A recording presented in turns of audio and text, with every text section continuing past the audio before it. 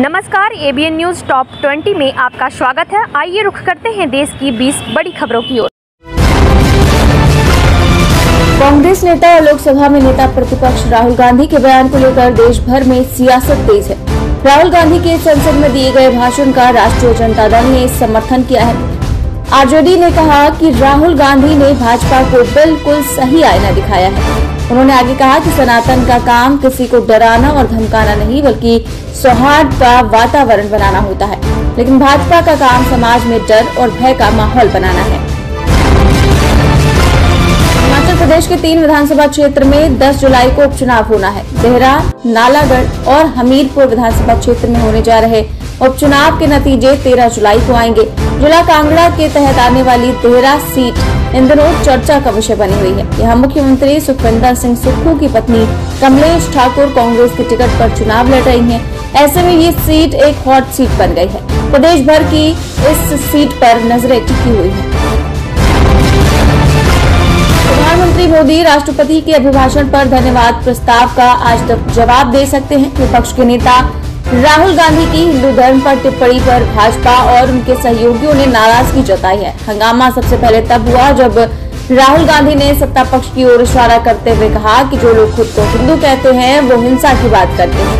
उन्होंने किसानों की मांगे पूरी न करने और नीट को लेकर चल रहे विवाद पर भी केंद्र सरकार पर निशाना साधा।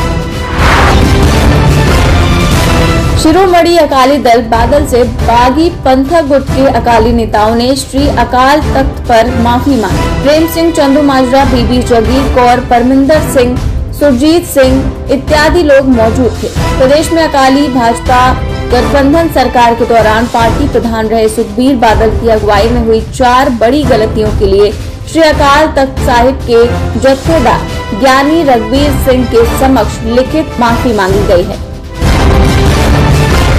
नालागढ़ से कांग्रेस प्रत्याशी हरदीप बाबा के पक्ष में सीएम सुक्खू ने रैली की। वहीं सीएम सुक्खू ने बागी विधायकों पर भी तंज कसा है। उन्होंने कहा कमल खरीदकर चुनाव लड़ रहे पूर्व विधायकों के साथ जनता नहीं है। आंध्र प्रदेश के मुख्यमंत्री और केंद्र में एनडीए के सहयोगी चंद्रबाबू नायडू ने तेलंगाना के मुख्यमंत्री रेवंत रेड्डी को एक पत्र लिखा है।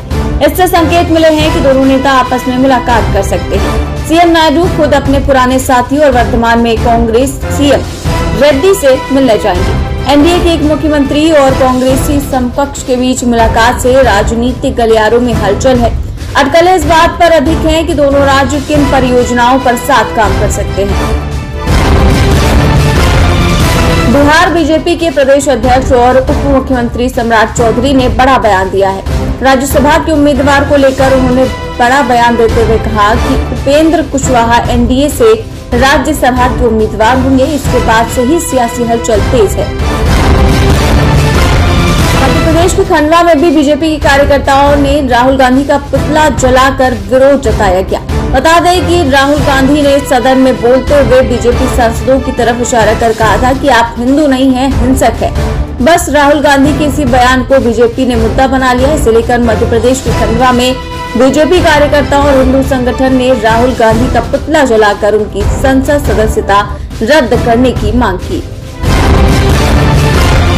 राहुल गांधी के इस बयान पर अब उद्धव ठाकरे गुट शिवसेना यूबीटी सांसद संजय राउत की प्रतिक्रिया सामने आई है। लोकसभा में नेता प्रतिपक्ष राहुल गांधी के बयान पर शिवसेना सांसद संजय राउत ने कहा कि राहुल गांधी ने सभी हिंदू समाज के बारे में कोई भी गलत वक्तव्य नहीं दिया है।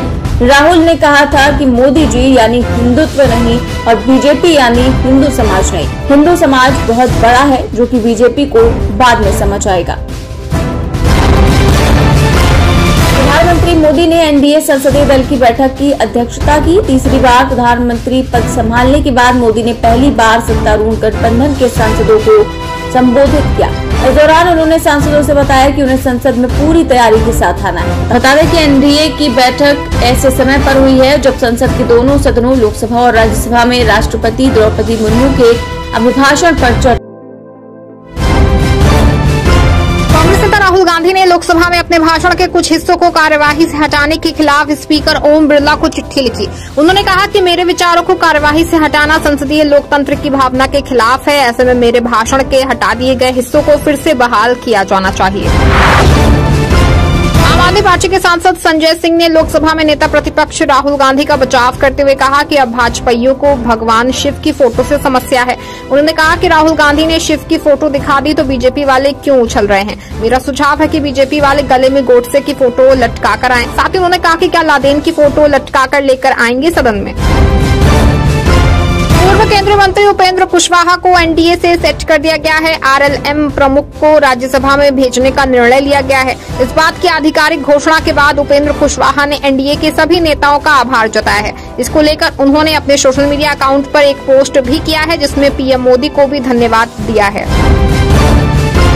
आम आदमी पार्टी की राज्यसभा सांसद स्वाति मालीवाल ने केजरीवाल सरकार पर दिल्ली महिला आयोग को कमजोर करने का आरोप लगाया है। इसको लेकर मालीवाल ने दिल्ली के मुख्यमंत्री अरविंद केजरीवाल को पत्र लिखा है। पत्र में स्वाति ने कहा कि दिल्ली महिला आयोग के अध्यक्ष पद से जब से मैंने इस्तीफा दिया है, दिल्ली सरकार के मंत्रियों और अधिकारियों ने आयोग के खिलाफ मोर्चा खोल दिया है।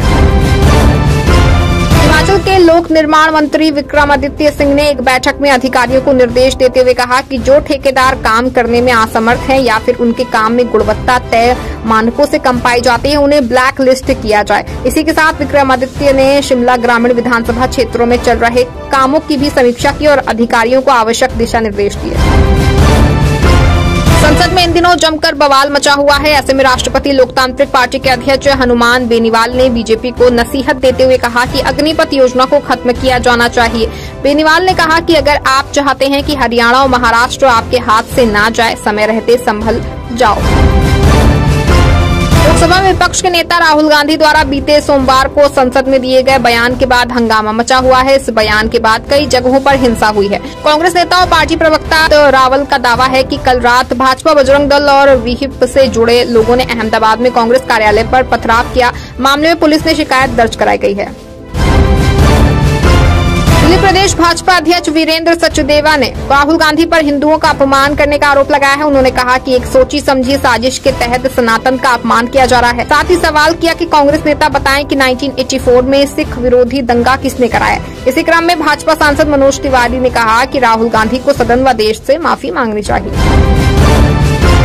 मुख्यमंत्री सुखविंदर सिंह सुक्खू ने हमीरपुर विधानसभा उपचुनाव में कांग्रेस पार्टी प्रत्याशी डॉक्टर पुष्पिंदर वर्मा के लिए चुनावी प्रचार किया और भाजपा पर जमकर निशाना साधा। सुक्खू ने विधानसभा क्षेत्र के पाड़वी, तालपट्टा, काले अम्ब में नुक्कड़ सभाओं में जनता को संबोधित करते हुए भाजपा प्रत्याशी पर निशाना साधते हुए जनता को धोखा देने के आरोप लगाए। उन्होंने जनता से धनबल के सहारे चुनाव लड़ने वालों के खिलाफ जनमत देने का आह्वान किया।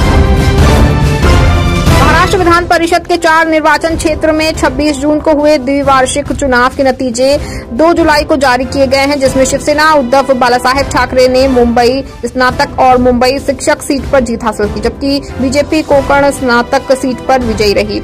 आपको बता दें कि मुंबई स्नातक, कोंकण स्नातक, मुंबई शिक्षक और नासिक शिक्षक निर्वाचन क्षेत्र में 26 जून को मतदान हुआ था, जिसमें 1,47,297 मतदाताओं ने अपने मताधिकार का प्रयोग किया, जिनमें से 1,32,071 लोगों के मत वैध पाए गए।